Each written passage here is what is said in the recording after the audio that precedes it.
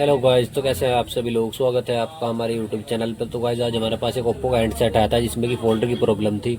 तो चलिए फटाफट से बिना टाइम वेस्ट किए इसे खोल लेते हैं। और गाइस अगर आप भी मोबाइल रिपेयरिंग सीखना चाहते हैं तो ये वीडियो आपके लिए बहुत ही हेल्पफुल होने वाली है। तो गाइस आज मैं आपको मोबाइल में फोल्डर लगाने के बारे में स्टेप बाय स्टेप सारी बातें बताता रहूंगा। तो गाइस सबसे पहला स्टेप ये है कि हमें अपने मोबाइल के सारे पेज बहुत ही धीरे से खोल। तो गाइस चलिए फटाफट से अपने मोबाइल के सारे पेज खोल लेते हैं। और गाइस आपको इस बात का ध्यान रखना है कि सारे पेज एक साइड में रखने हैं ताकि पेज गुम ना हो जाए। तो गाइस हमारे मोबाइल के सारे पेज खुल चुके हैं। तो गाइस अगला स्टेप ये है कि अब हमें इसकी सिम ट्रे बाहर निकालनी है। और गाइस आपको इस बात का बहुत अच्छे से ख्याल रखना है कि कस्टमर की सिम खोने नहीं चाहिए, वरना वो आपको खो देगा। तो गाइस अब फटाफट से इसकी मिडिल को बाहर निकाल लेते हैं बहुत ही प्यार से और बहुत ही धीरे से। तो गाइस जो हमारे भाई मोबाइल रिपेयरिंग का काम सीखना चाहते हैं या फिर सीख रहे हैं या दुकान खोलने वाले हैं, तो गाइस उनके लिए ये वीडियो बहुत ही हेल्पफुल होने वाली है।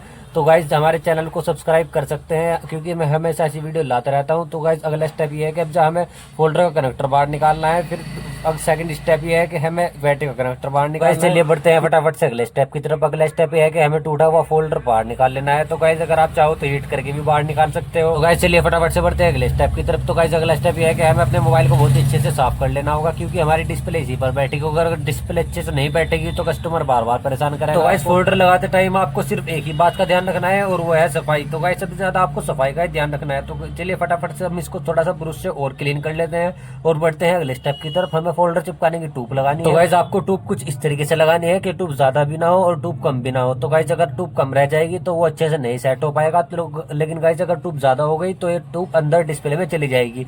तो गाइस अब हम अच्छे से इस फोल्डर को सेट कर लेते हैं। तो गाइस हम अच्छे से इस फोल्डर को चारों तरफ से बिठा लेते हैं। तो गाइस अगर आपको यही ध्यान रखना है कि चारों तरफ से हमारा फोल्डर अच्छे से बैठ जाए, तो फिर आपको फोल्डर का कनेक्टर लगाना है और बैटरी का कनेक्टर लगाना है और मोबाइल को बिल्कुल इसी तरीके से पैक कर देना है जिस तरीके से मोबाइल पैक था। अब चलिए फटाफट से इसके पेंच लगाते हैं। तो गाइस मैं इसके पेंच लगा रहा हूँ, तब तक आप वीडियो को लाइक करें।